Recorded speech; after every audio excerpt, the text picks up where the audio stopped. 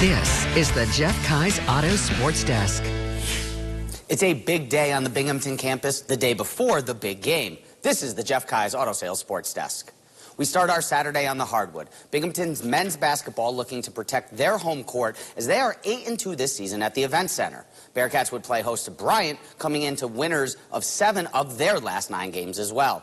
Coach Lavelle Sanders called the game a tale of two halves for the Bearcats. Time running down here in the first one. Freshman Gavin Walsh takes it coast to coast for the 2 points right before the break. Binghamton would take a 5-point lead into half, but the duo of Earl Timberlake and Rafael Pinzon would prove too much to be for the Bearcats in the second half. Timberlake here going to the rim. He's bringing sexy back. The two would combine for 31 points in the game as Pinzon hits another J here to extend the Bulldogs' lead. Graduate guard Dan Cash doing all he can to keep the Bearcats in it. He hits the 3 off the bank, plus the and one. He would convert for the 4-point play. Ty Mushinarari, very sneaky stuff. Sneaking into the back door. He slams home 2 of his 18 points, but the free throws down the stretch would be too much. Bearcats fall today, 70-69. They fall to 3-7 in conference, 11-12 overall. It's a game of two halves. You know, you can't.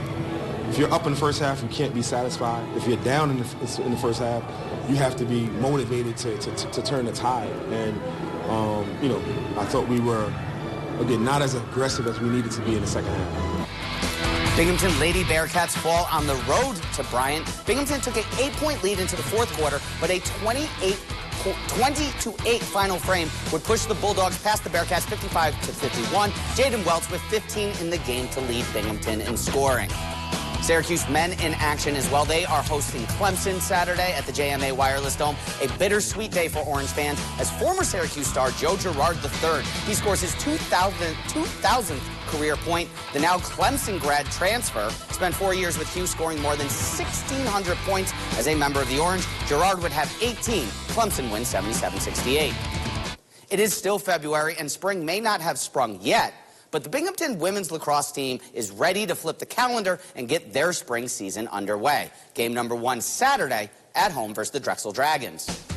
Bearcats looking to get their first win ever against Drexel. We head to the field as Dragons come out on fire. Alex Wall shoots right in the back of the net. They would get off to a 5-0 run to start the game. Bearcats trying to claw their way back in. Abigail Carroll gets the feed. She scores trying to close the gap. And then back on the other end, Binghamton goalie Sofia Salgado. She gets the save here, trying to keep Binghamton in the game. But after a weather delay would slow things down in the second half, it was all Drexel. Corrine Benedark does it through the contact. Dragons defeat the Bearcats 14-6 to open up the season. And finally, Binghamton softball also in action in Florida as part of the Frank Griffin Classic. Bearcats win both games of their doubleheader. Game 1, it was the Brianna Roberts show. The sophomore would toss 5 innings, allowing 2 runs on 5 hits. Roberts also would add a home run, her first of the season. Bearcats win 7-3 over SIUE. And then in the second game, Bearcats would storm back to get the win over Stetson. Binghamton would score in the 5th, 6th, and 7th innings after going down 4-1 early to get the 7-5 victory. And of course, Ashley, you know, tomorrow right here, WBNG, we have all the coverage starting at 2 o'clock going until highlights, which I will have for you at 10 on the CW, at 11 on CBS. Of course, it is Super Bowl 58. Yeah, exciting stuff. Thank you so much, Zach. All right, and don't go anywhere. We'll be right back after the break. Welcome back. Well, football fans are divided as to which team will win Sunday's Super Bowl game between the Kansas City Chiefs and the San Francisco 49ers. Football fans are divided as to which team will win between the Kansas City Chiefs and the San Francisco 49ers, as we just mentioned. It turns out so are the animals at the Cincinnati Zoo.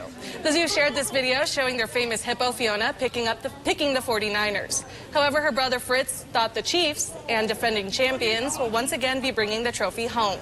They will just have to wait until Sunday to see which hippo wins the bragging rights. Well, what do you guys think about their decision?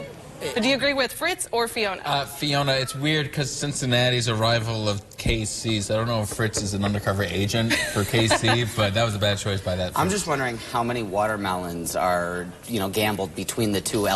Which hippo has what on? Is there a spread? Or is someone laying some watermelons to the other one? That and cabbage. That's what I know that the hippos eat all the time. So.